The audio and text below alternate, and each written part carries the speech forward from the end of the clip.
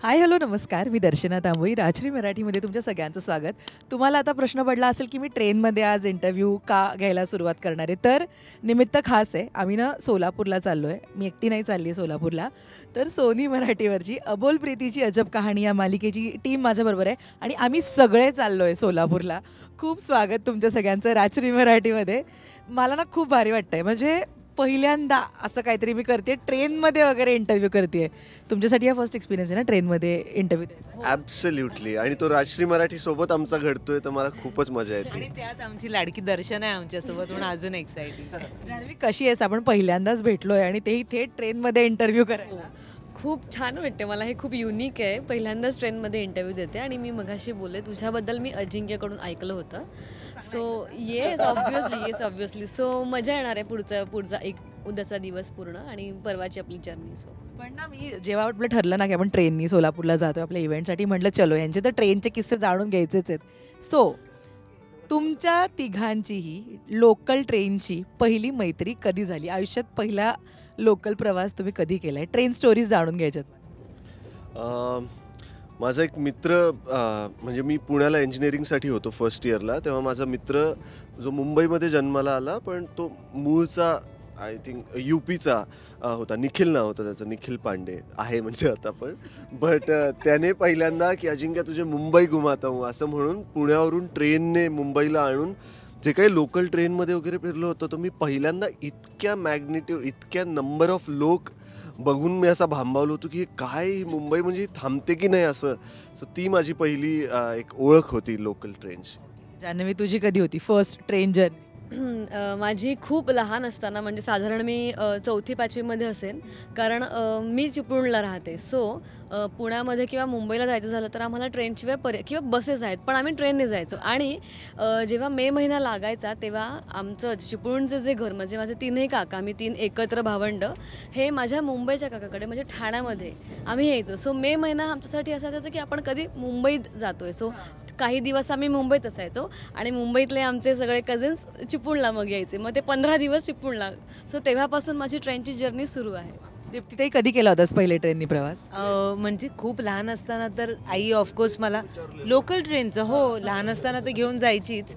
पण आम्ही मग गिरगावची मूळची मी, पण तिकडून मग आम्ही गोरेगावला आजीने ढकललं की जा तुम्ही कुठेतरी, तर आम्ही गोरेगावला शिफ्ट झालो. तर मग 3-4 वर्षाचं मला आठवतं. मी 3-4 वर्षाची असताना जे मला आठवतंय की आई घेऊन जायची, पण तेव्हा तशी आत्तासारखी गर्दी नसायची. तर ते छान वाटायचं आणि गोरेगाव असं वाटायचं त्यावेळेला येते. पण मग ती होती मी 3-4 वर्षाची. आता कसं वाटतं गोरेगाव? नाही, आता गोरेगाव वाटतं. आता ठाणे, डोंबिवली, कल्याण असं होतं. ट्रेनची गर्दी याला म्हणजे तोड नाहीये, इतकी गर्दी असते. म्हणजे मुंबईच्या बाहेरनं माणूस आला की तो बिथरल्याशिवाय राहणारच नाही ती गर्दी बघून. तू परभणीवरनं आलायस अजिंक्य, काय होतं तुझं एक्सप्रेस? पूर्णपणे बिथरलो. असा की कल्याणला माझी मावशी काही काळासाठी राहायला आलेली आणि त्याच दरम्यान मी 2016च्या दरम्यान एकदा मुंबईत येऊन शिफ्ट होऊन डेअरिंग करून बघावी म्हणून मी कल्याणला आलो. सो तर कल्याण ॲक्च्युली मुंबई नाही तसं, जर एक डिबेटेबल आहे, बट लोकांचं असं म्हणणं. तर कल्याणवरून मी ऑडिशन द्यायला म्हणून आपल्या अंधेरीला वगैरे त्या साईडला जेव्हा जायचो, तर मी हे अनुभवलं की ट्रेनच्या आत जाणं आणि ट्रेनमधून बाहेर पडणं यासाठी एफर्ट्सच नाही घ्यावे लागत. थोडासा तुम्ही त्या रडारमध्ये या आणि आपोआप तुम्ही बाहेर जाताना आपोआप पुढे याल. पुढे बॅग लावायची वगैरेचे मला काही ट्रिक्स सांगितल्या होत्या. त्या चेनमध्ये आपले वॉलेट, फोन सगळं ठेवायचं आणि असं. पण त्यासोबतच मी लोकांमधली एकी जी काही पाहिली की कोणाची हिंमत नाही तिथे काही चोरी करण्याची किंवा कारण चुकून जर असा कोणी चोर किंवा असा कोणी असा पकडला गेला तर त्याची काही खैर नाही. हे आय थिंक बाहेरून येणाऱ्या लोकांनाही माहीत असल्यामुळे सेफ्टी वाईज ॲक्च्युली बघायला गेलं तर मला त्या लोकांच्या एकीमुळे खूप सेफ वाटत होतं. गर्दी बघून काय झालं होतं तुझं? आता तर मुंबईत शूटिंग चालू आहे, तर कधी आत्ता संबंध येतो का ट्रेननी जायचा? नाही, आत्ता नाही येत कारण मी सेटच्या जवळच राहते आणि मला बरं वाटतं. कारण का मी पहिल्यांदा जेव्हा म्हणजे तेव्हा मी जेव्हा यायचे फॅमिलीसोबत तेव्हा काय वाटायचं नाही, कारण का पप्पा काका आई कोणी ना कोणी असायचं. पण त्यानंतर जेव्हा मी एकटी आले होते मुंबईत आणि मला मुंबईची तेव्हा खूप भीती वाटायची, का तर ते लोकल मी नाहीच प्रवास करू शकत असं मला वाटायचं. आणि त्यामुळे मी माझ्या ग्रॅज्युएशननंतर पुण्यामध्ये शिफ्ट झाले होते या कारणासाठी की मला मुंबईची भीती वाटते. पण मुंबईमध्ये यायचं कधी ना कधी हे होतंच इंडस्ट्रीसाठी आणि करिअरसाठी ऑफकोर्स. सो आणि एकदा माझ्यासोबत असा किस्सा झाला होता, मी कोणालाच बोलले नव्हते, की मी ऑडिशनसाठी म्हणून आले होते आणि लोकलचं माहीत नाही, मला कोणतरी सांगितलं एम इंडिकेटरवर असायचं तर तिथून जायचं. आणि मी प्रॉपर एका साईडला एका कोपऱ्यात थांबून अभ्यास करत होते की कुठली ट्रेन मिळाल्यावर मला ही ट्रेन मिळेल, मी कुठे जाता येईल. आणि असं करत करत मी मला पकडायची होती स्लो ट्रेन, मी पकडली होती फास्ट ट्रेन आणि मी भलत्या स्टेशनला जाऊन पोचलं. आणि माझं चल मला नाही कळत आहे मला कुठे जायचं आहे, पण मी घरी फोन नाही केला कारण का सगळे पॅनिक झाले असते. मग मी तिथे विचारलं, मग विचारत मला ही एक गोष्ट आवडते मुंबईची की विचारलं की सांगतात, म्हणजे मग भीती नाही वाटत. मग तेव्हा मी तो माझा प्रवास केला आणि फायनली मी ऑडिशनला पोहोचले. आत्ताचं तुला कोणी सांगितलं की या लोकेशनवरनं सपोज वेस्टर्नवरनं हार्बर लाईनला जा किंवा सेंट्रलवरनं हार्बर लाईनला जा तर तू जाऊ शकशील? हो अगदीच, पण एम इंडिकेटरवर अगदी सगळं डोक्यात असं नाही आहे, पण मी ते इंडिकेटरवर बघून किंवा तिथे पण असतात आता स्लो फास्ट मला कळलं आहे बऱ्यापैकी कसं असतं. सो मी ते बघून आता बिंदास जाऊ शकते. तुझं काय होतं सुरुवातीचे दिवस ट्रेनचे? सुरुवातीचे तर आई बाबा असायचेच, म्हणजे जाता येता प्रवास करताना तेव्हा जागा नाही मिळायची ग बसायला. म्हणजे लहान लहान मुलगी आहे तरी माझी आई म्हणजे जरा देखो ना उसको 4th सीट मिल रहा है, कारण मला अशी लाज वाटायची तेव्हा पण की कशाला तू विचारते, मी राहते ना उभी नाही. सो तो एक्सपिरियन्स होता. पण मग जसं असं काम करायला लागले आणि कधीतरी दूरदर्शन किंवा असं जावं लागायचं तिकडे, तर तेव्हा तोंड कवर करून जायचो, किंवा तेव्हा नाही गेलो आणि असंच गेलो तरी सीट मिळायची. सो मग ते मजा येते. विदाउट तिकीट जी कॉन्सेप्ट आहे, अनेक जण विदाउट तिकीट ट्रॅव्हल करतात, तुम्ही कधी केलंय का आयुष्यात विदाउट तिकीट ट्रॅव्हल? मला ॲक्च्युली माहिती नव्हतं की फर्स्ट क्लास सेकंड क्लास असं सगळं पण असतं लोकल ट्रेनमध्ये पण. सो मी एक जनरल काहीतरी एक तिकीट काढलेलं जे नॉर्मल असतं आणि बहुतेक सेकंड क्लास की फर्स्ट क्लासमध्ये जाऊन बसलो. आणि जिथे कारण तिथे गर्दी नव्हती सो जाऊ शकलो, ॲक्च्युली जिथे जायचं होतं तिथे जाऊच शकलो नाही, तर मग जिथे जाऊ शकलो तिथे. आणि त्याच्यानंतर त्याच्यातून जस्ट मी बाहेर पडलो आणि तिकीट चेक करणारी व्यक्ती समोरच होती. तर मला झालं यांना माहीत होतं की काय की माझ्याच हार्डली काही लोक उतरले होते. सो त्यांनी माझ्याकडून काहीतरी 100 रुपये की काय घेतले होते कारण मी ते तिकीट. सो अशी गोष्ट झाली आहे चुकून जाणी. विदाउट तिकीट प्रवास नाही कधीच नाही. माझं काय झालं की मी 10वीत असताना पार्ल्याला जायचे भोलाजला, आणि तेव्हा आई बाबाने एकटी जायचे आणि पास संपला हे मला रिअलाईज नाही झालं. आणि स्टुडंट हे पास असल्यामुळे फर्स्ट क्लासमध्ये चढायचो. आणि माझी फ्रेंड म्हणजे उतरताना काय मी बघितलं आणि मी म्हटलं अरे पास संपला आहे माझा.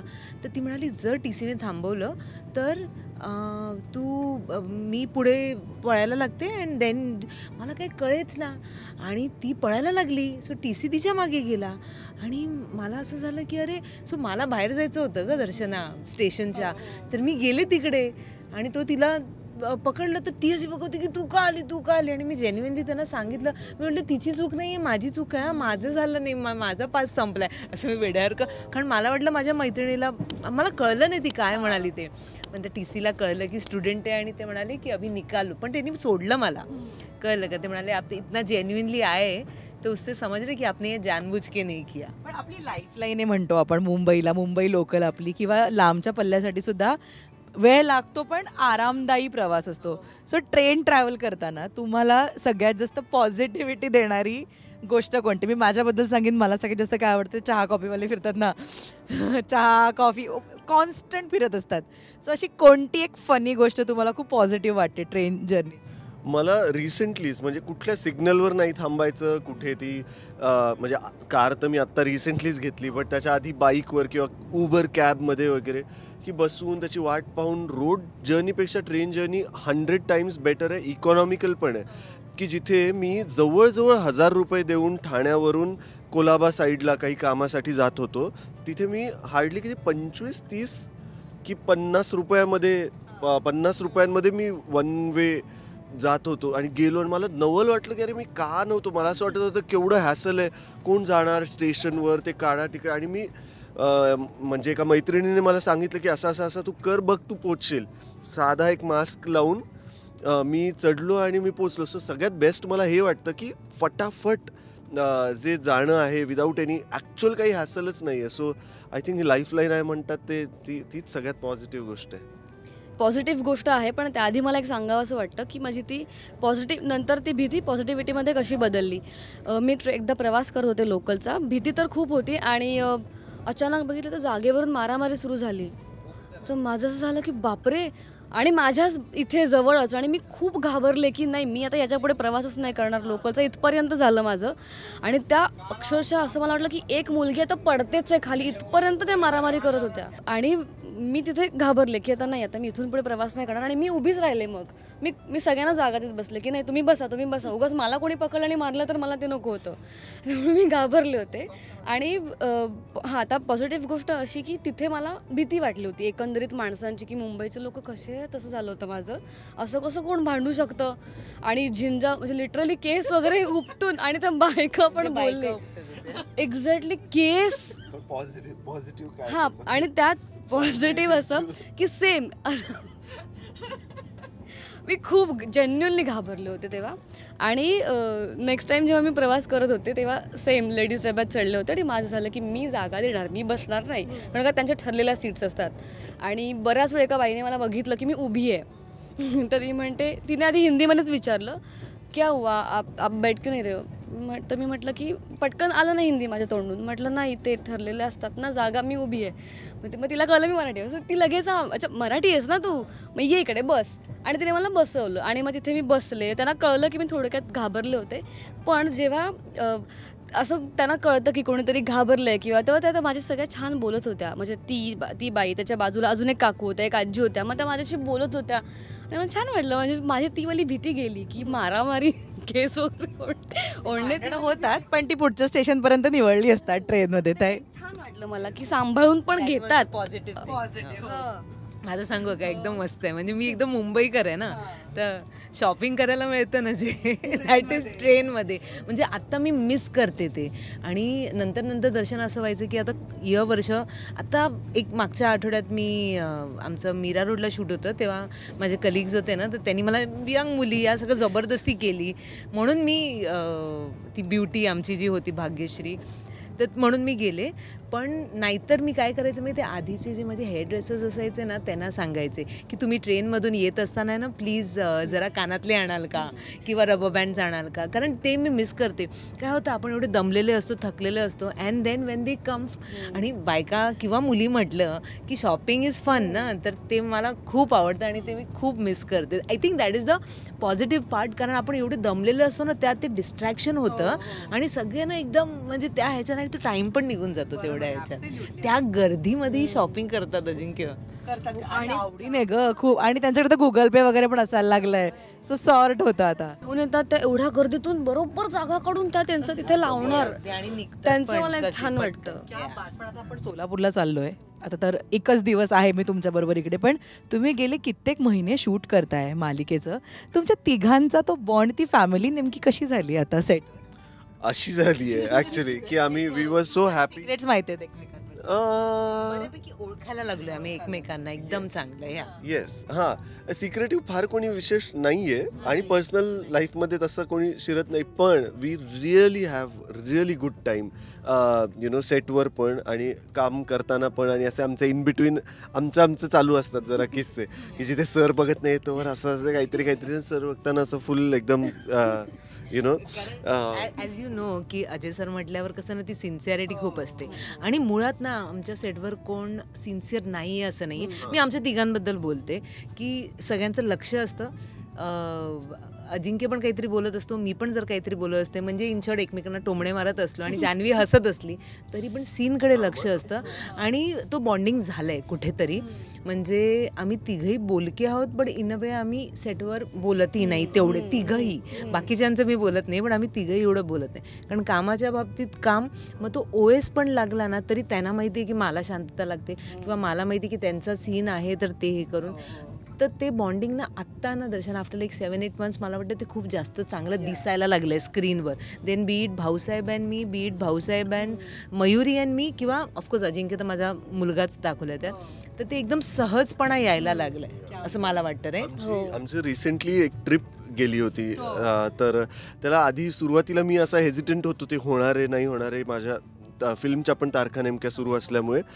पण सुदैवाने ती ट्रिपला मी गेलो आणि आता असं झालं, मी अनिकेतला आजच आमचा चीफ म्हणजे असोसिएट जो आहे डिरेक्टर, त्याला मी म्हणत होतो की तुम्ही मला ना असं पिंच केलं आहे आता ते करून, एक ते इग्नाईट केलं आहे की आता 300 एपिसोड 200 झाले आमचे रिसेंटली, 300 झाल्यावर आपण अजून एक ट्रिप करूया का, मी त्याला आजच विचारत होतो. सो बॉन्डिंग तर डेफिनेटली झाली, एक फॅमिली टाईम होऊन जातो. आणि मी तर फॅमिली सोबत राहत नाही म्हणून सेटवरचाच फुल फॅमिली टाईम असतो. सो पहिल्यांदा आम्ही इव्हेंटला असे सोबत जातोय सोलापूरला, आणि अक्कलकोटला जाणार आहोत हे कळल्यावर तर आम्ही म्हणजे वेडे झालो की म्हणजे देवानेच दर्शनासाठी बोलवून आणलं. सो या I mean yeah so yes, we are really excited. अजिंक्यला म्हणजे विठू माऊलीपासून मी अजिंक्यचे इंटरव्ह्यू करते, त्याला जमलं आता बोलण्यात ना ही इज लाईक नंबर 1. तू छान पटवू शकतो. ती चांगलं बोलतेय की वाईट बोलतेय हे तुम्ही ओळखून तारीफ करते. I know she loves me. पण जान्हवी, आता इतके जण आहेत सेटवर, बकरा कोणाचा होतो ग सगळ्यात जास्त? एक असतो ना आपला बकरा आहे हा, मानसी म्हणून आहे, माझ्या बहिणीचा रोल करते. सो ती अशीच आहे, म्हणजे सो तिचा बकरा होतो, म्हणजे सगळ्यांकडून होतो, आणि सर असोसिएट आवा किंवा सगळ्यांकडूनच होतो बकरा. गॅरी माझा भाऊ, नॉट रिली बकरा, पण सर छान मजा घेतात. सरांचा तो फेवरेट पण आहे, पण तोच बोलणी पण खातो, कारण सर हक्काने ते करतात जो कोणी जवळचा असेल त्याला असं. तर DDLJ तर आपल्या सगळ्यांना म्हणजे आपण कोळून पेलेला चित्रपट आहे, आणि त्याच्यातला तो ट्रेनचा सीन एक ड्रीम असतं ना प्रत्येकाचं, की तसं काहीतरी आपल्याला करायला मिळावं. सिमरन आणि राज नाही, बट तत्सम तसं काहीतरी करायला मिळावं. तुमच्या तिघांनाही मला विचारायला आवडेल, असं काही ड्रीम आहे का तुमचं, ट्रेनमध्ये सिक्वेन्स शूट करता यावा किंवा काय? कारण हिच्या मालिकेमध्ये तर होती ट्रेन, खोटी का होईना पण होती, बट असं एक सुप्त इच्छा असते ना, की असं काही आहे तुमच्या तिघांना? माझ्या मागच्या मालिकेमध्ये ॲक्च्युली तो सिक्वेन्स, आता तू तो टॉपिक बोलल्यावर मला असं झालं, पण माझ्या तोंडची गोष्ट तू बोलली की चालत्या ट्रेनमध्ये आपण जेव्हा तिकडे करतो तेव्हा आपण चीट करतो, आणि तिथला ट्रेनचा जो कोणता सेट असेल त्याच्यावर, सो चालत्या ट्रेनमध्ये एखादा तरी काही सिक्वेन्स मला करता यावा, आणि रोमॅन्टिक हिरो म्हणून आता ओळखला जाऊ लागलो आहे जर, तर तशी काहीतरी वेळ यावी, आणि तेव्हा आपण खरे इंडियन किंवा लेट्स से बॉलिवूडमध्ये आलो किंवा काय असा थॉट जो असतो, तर तसं मराठीमध्ये करता यावं हा विचार माझा होता. But thanks to Rajshri Marathi and you Darshana की आज इंटरव्ह्यू असा झालाय. पण मी शूट केलंय चालत्या ट्रेनमध्ये, मला सासू अवीच्या वेळेला, आणि अजय सरच होते, आणि आम्ही 2 आर्टिस्ट, आम्हाला त्यांनी चढवलं, आणि डायलॉग्स आमचे पाठ होते, तिकडच्या तिकडे आम्ही बोललो, आणि मग झालं हा मी हा किस्सा ऐकलाय. आणि त्यानंतर उतरलो आणि मग एका ठिकाणी आता सगळे लपून ना कोणाला कळायच्या आत असं, आणि कुठेतरी उभे होतो, आणि मग लोकांनी बघितल्यावर माझ्याकडे यायला लागले, आणि मी फोनवर आमच्या प्रोडक्शनला लवकर म्हणजे आम्ही शूट केलाय तो. नक्कीच. आधी मुळात ह्या सिरियलमुळेच मी खूप साऱ्या अशा गोष्टी ज्या कधीच आयुष्यात नाही केल्या त्या सगळ्या करते, म्हणजे स्टंट पासून, गाडी चालवण्यापासून, उड्या मारण्यापासून सगळं. आजच आम्ही एक सीन केला रोल वाला, एकमेकांवर आदळून शूट करून आलात आता.